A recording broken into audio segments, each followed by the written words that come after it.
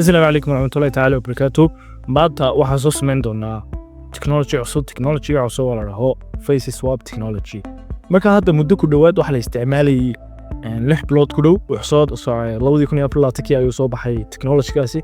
Maanta waxaan doonayaa technology-ga soo tijaabino, laakiin maanta waxaan soo tijaabin doonaa siyaro ka duwan.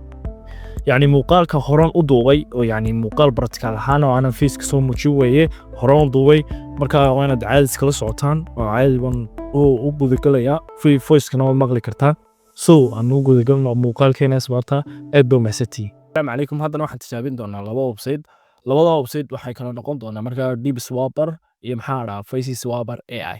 marka labada website oo eegi doonaa oo hadda ku eegnaa image waxay leeyihiin qayb image video iyo multi swap face. marka website-ka ugu horreeya intaas uu leeyahay free and unlimited face swaps.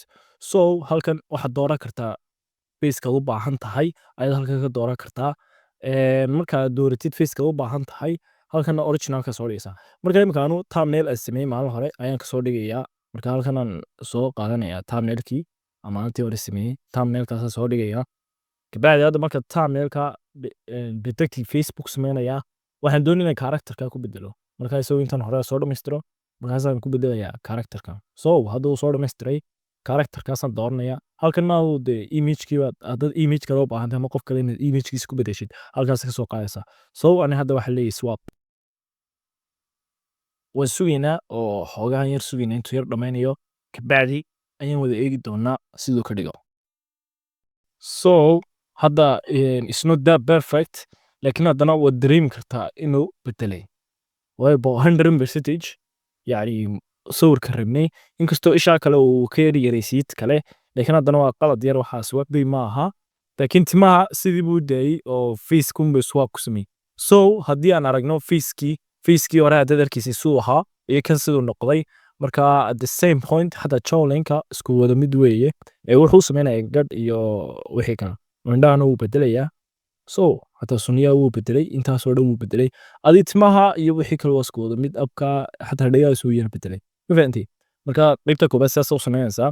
haddii noqoto qaybta videogana waa soo dhex gelinaa website-ka dib ugu soo noqonnaa. qaybta video swap baa sameynaysaa halkaas markaa soo dooranaysaa video.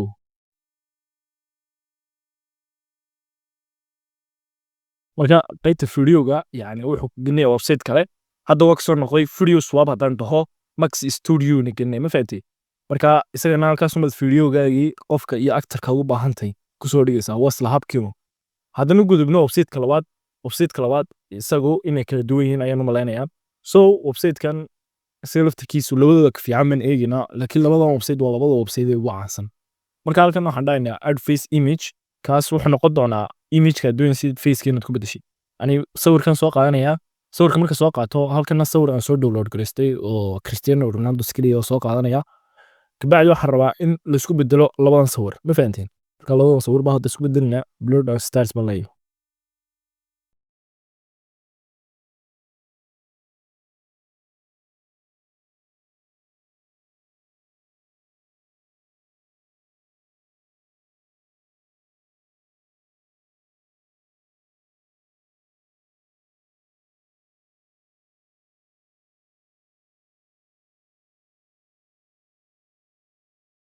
hadda in swap face lagu sameeyay that's like marka yani waxaan u malaynayaa inaan image-ka kala qalanay oo halkoo sawirka Cristiano ka dhigi lahaa sawirkaygu ka dhigay.